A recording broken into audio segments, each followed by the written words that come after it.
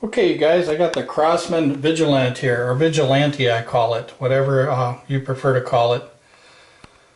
This is a 10-shot pellet revolver by Crosman, and it also comes with a clip for BBs. I've been shooting these revolver type CO2 pistols for quite some time. I remember when the first Crosman came out with the 357 or whatever it was called. And I remember when I was younger, I had a couple of those, and I shot them too. And also a lot of police cadets were using revolvers for training before using, say, like a Model 10 Smith. They would always train with these Crosman. So a lot of people didn't know that, but that's actually what they use for training, is because air guns serve a purpose to kind of get you started in marksmanship. So if you have a lot of ammo and you have a safe place to shoot, like in a basement, this is perfect for getting you started on a marksmanship program that could lead up to firearms like revolvers and stuff like that, shooting 38s, 357 Magnum and stuff like that. So this would be kind of like your entry level to get you started. Now, I've shot a lot of 357 mag loads and different types of Smith & Wessons, and also the Model 10 in the Smith & Wesson, and had a lot of fun shooting them in the past. So, but I like air pistol revolvers. They're kind of nice. So cheap ammo, throw in a couple CO2s and you're ready to go. One thing I wanted to explain to you guys about CO2 revolvers, or CO2 air guns in general, is when you're sighting it in, say for like 7 yards or wherever you're sighting it in at, you don't want to sight it in with the first few shots, because here's usually what happens on your elevation. Your first 5 shots are going to be up here. They're going to seem kind of high. So you'll fire 5 shots, but then the next 5 drop a little lower. So in between 5 shots and 60 shots is a sweet spot right here, where all your shots are going to impact at the same point. And this is because the first few shots of your CO2 are very powerful, and the last shots of your CO2 are very weak. And in between times when you're shooting, you want to allow 3 seconds or something like that for CO2 recovery time, so it can build up that pressure again. So what I'm saying is, don't trust your first 5 shots, and don't trust your shots, say like past 50, or when they're starting to drop. You don't want to sight it in over here, and you don't want to sight it in too early. You want to fire a few shots first and then sight it in, so you get that sweet spot right there. So shots, say like shots 6 through 59 are going to shoot pretty flat and at about the same elevation. Another thing for sight in, you want a flat trajectory because you're going to be shooting close range. So you want to sight it in between 7 and 15 yards. And sometimes what happens is, if you sight it in for 7 yards, 15 yards will also be pretty flat. So between 7 and 15 yards, you're going to have a flat trajectory. And then at 25, you might have to have just a little bit of holdover, but obviously the accuracy is less at that range, so you're going to be probably shooting pop cans anyway. So you might have to have a little bit of holdover, say like at 25 yards. Now, one thing to remember, this is a low velocity air pistol. The pellets are only coming out at about 350 feet per second average, so you have to understand that. Now, to get started with any marksmanship program, what you need to do is you need to find out how accurate the pistol is, taking out all human error and sighting it in properly. So let me show you what we did here. So what we did at 5 yards is started making some corrections on the windage and the elevation, and you can see 5 shots right in the center at 5 yards. So there's 5 yards right there. Then we took it out to 10 yards, and we got 5 shots within an inch, and you can see that it's a little bit off right here. Sometimes that is human error, so you might want to fire 10 shots instead of 5. But once again, if you need to make correction on your elevation, don't do it by 1 pellet. Make sure you shoot at least 5 to make that correction over here. Otherwise you'll be chasing shots around, chasing rabbits they call it.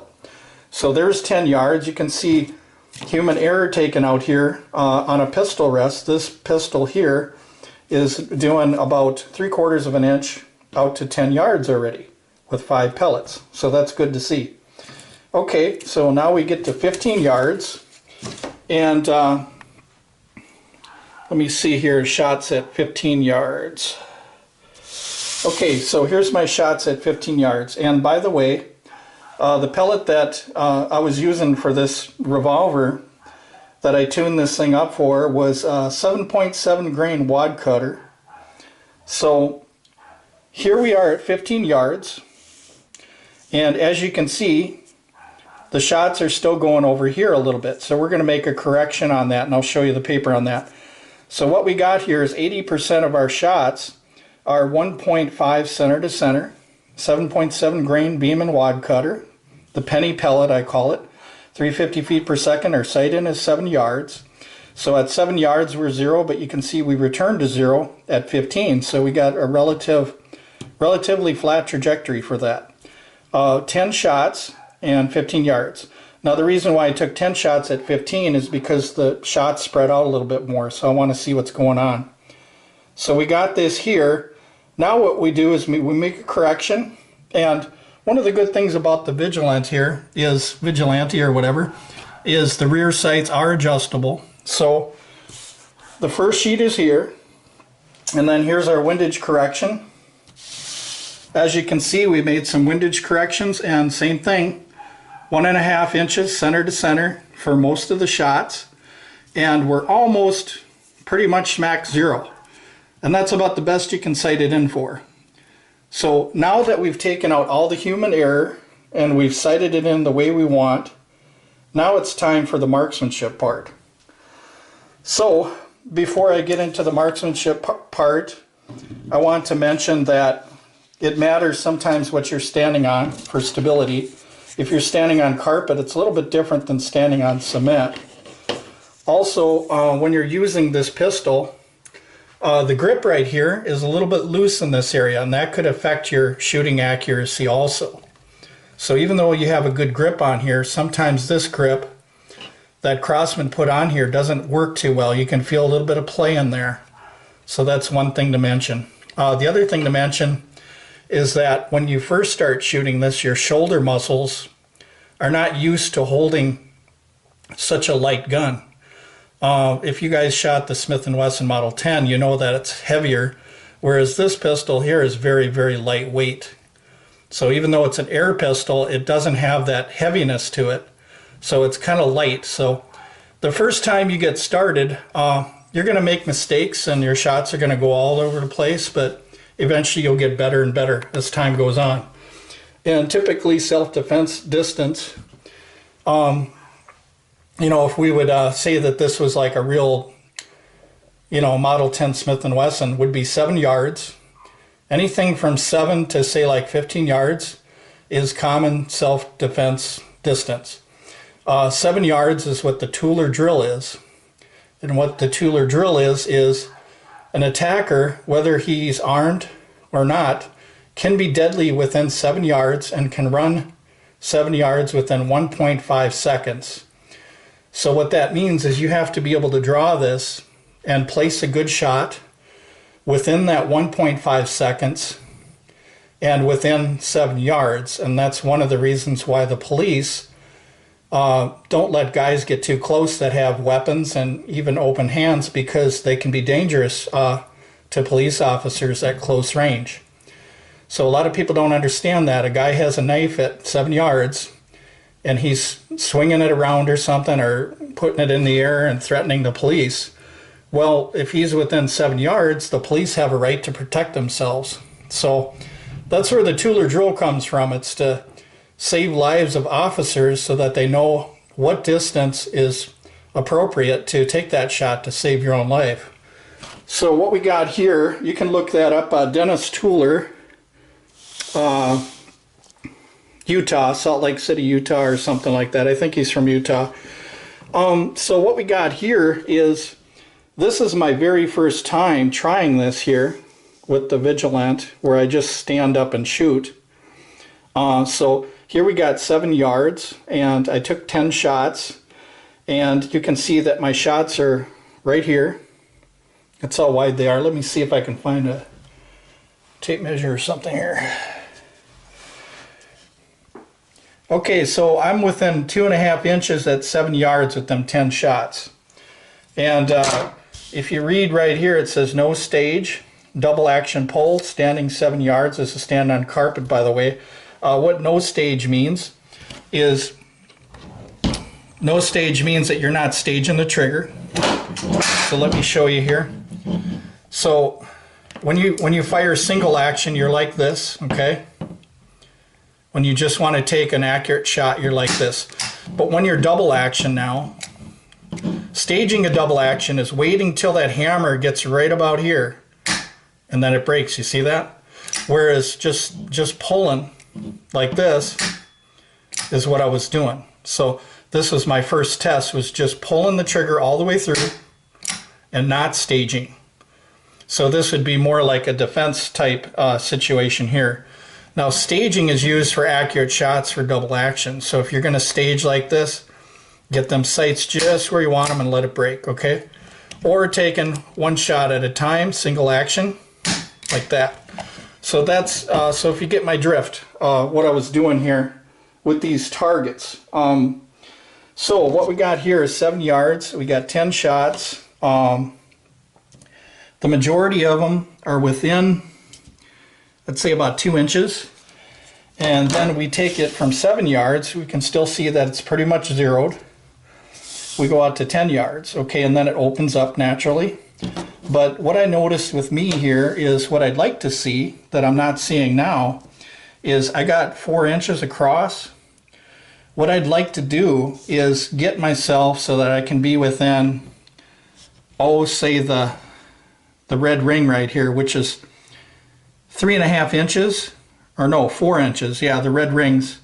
So this is 4 inches from this ring over to here, and this edge, this ring right here, this bigger one, because we know that the accuracy at 15 yards with the pistol rest now is the red ring.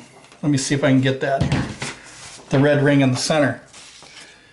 So right here is taking the human error out. Right here is me actually shooting.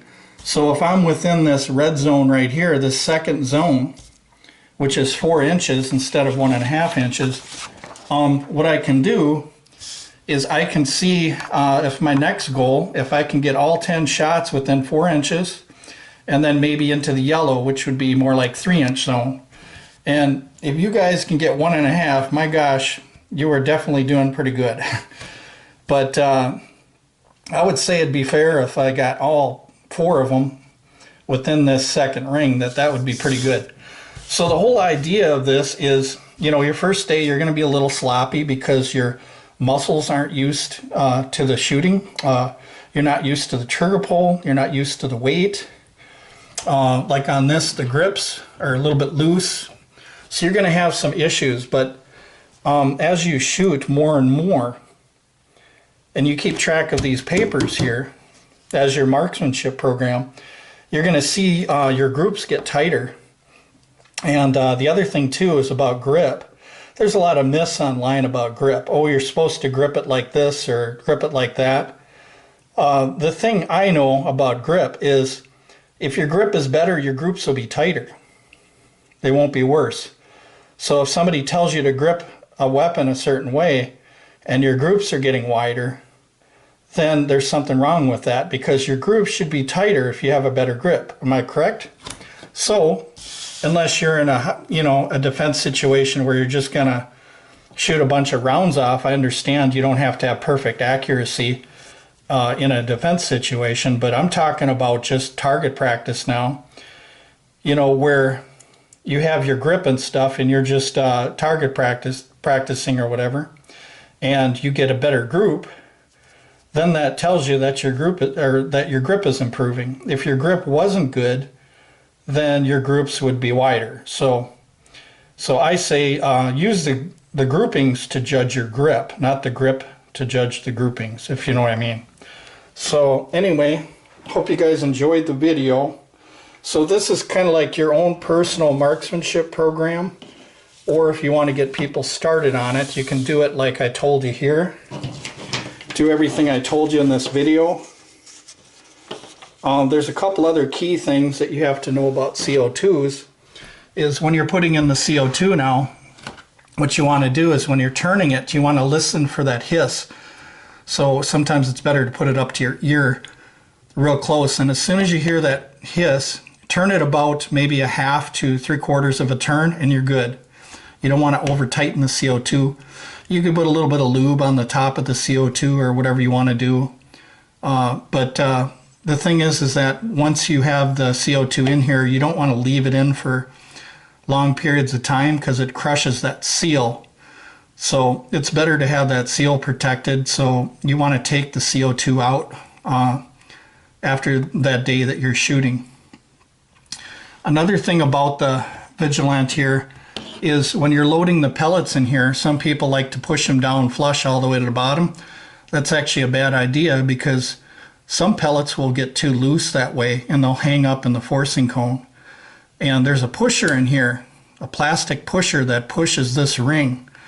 And you can break that pusher even off of just one shot, just one time pulling the trigger where it gets stuck, you can break the pusher. So all the clips in the world, right here, all the clips in the world are not going to help you if you break that pusher or you damage that pusher. So it's critical that all your pellets have to be in here tight. If you're using Crosman pellets and you put them in here and you notice that they're a little bit loose, don't use them. Make sure you use tight pellets in here. Something that's going to stay in there nice. The other thing is you don't want to fire this like pyramid air. I hate when they do this. Pyramid ear and stuff like that, they'll take something like this and they'll say, oh, how many shots can you get with it? And by the time they get to 70 or 80 shots, what's happening is the pellet sometimes gets hung up between the forcing cone and the ring. Now, it doesn't happen that often, but it could. If the CO2 doesn't have enough pressure to push it from the ring to the forcing cone, it could get jammed. So I don't recommend seeing how many shots you can get out of this. Unless you're just doing single action, then that's fine. But you want to be careful of that, because if there's not enough power to push the pellet from the clip to the forcing cone, where the pellet gets past the forcing cone, then it's going to hang up and you're going to break that pusher. So there's a lot of things you guys need to know about CO2s. But you don't just want to keep firing it when it's weak. When it's on a weak CO2, that's when you can break the pusher. So you don't want to do that. You want to make sure that the CO2 is good and strong. Now, what I typically do is I count up 60 shots, and there's a couple cool ways you can do that. One way is to weigh 60 pellets. You can weigh them so that you don't have to count them. So if you get the weight, say, of 60 pellets, you can put them in your hand and find a place to put them, and then just grab a CO2, and then when the pellets are done, then you know that you're done with the CO2.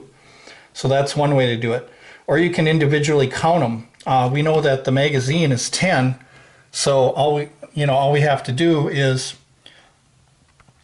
count how many times we use the clip, or we can just count out 10 at 10, 20, 30, 40, 50, and just put them in a pile and then load them into the ring magazine or whatever.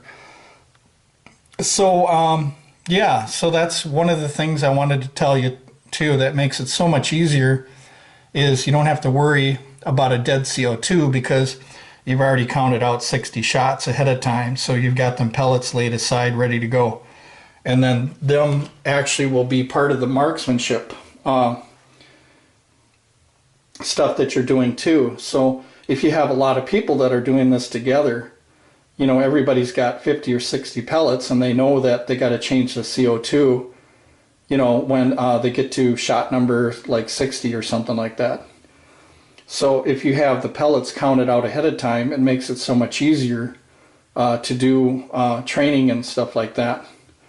So everybody's got equal pressure in the Vigilante, everybody's got equal pressure in there, so the shots are all going to go pretty much the same place. So if mine's sighted in for 7 yards, then the next person, next person, next person, and once the pistols are all sighted in, then you start doing your marksmanship thing, you know, with your the people you're doing it with or whatever. So anyway, this is a cool thing, a marksmanship thing you can do for yourself, or if you have kids, you can start them up on that. But all the things that I told you here is a good way to look at getting into a marksmanship program with a revolver, specifically CO2 revolvers. So, and then move on to your Smith & Wesson 38s and, you know, your 357 Magnums or whatever. So this is just one way to familiarize people with revolvers and the long, sometimes hard double action trigger pull. So if you can handle something like this and you can manage the trigger on this, then all the other guns sometimes are a breeze. So for some people at least. So revolvers are kind of dying and stuff in some crowds, but I say that everybody should at least shoot some kind of revolver, even if it's an air gun like this, just to get that double action skill down and stuff like that. So I shoot the Model 10 38 Smith & Wesson, I still do. So, but I also shoot this too. So anyway, thanks a lot for watching, you guys. I appreciate you watching all the videos. I do have another Vigilante video where I have a chart, and the chart is basically a bar chart that shows you velocities and drops. So, and that's how I came up with this idea right here, is your shots are going to be high here, the first few, and then the shots are all going to hit the same place, you know, for several dozen, and then once you get too many shots, then they drop. So, and you want to be on target, because if you're not on target, then, you know, you're going to aim at something, you're going to wonder why it's dropping. Well, it's dropping because you are running out of gas. So that's what you have to understand. And you want to be able to hit your target every time, not some of the time. So it doesn't make any sense to run your CO2 out here and not being able to hit your target. You want to save the CO2 for good shots, not bad shots. So, and also it wastes pellets. Once you get weak here, you waste pellets too, especially if you've got match grade pellets in here. But the 7.7 beeman pellets, the penny pellets I call them, they're working really good in this thing. So I think that's a way to get started. So, but anyway, thanks for watching the video, people.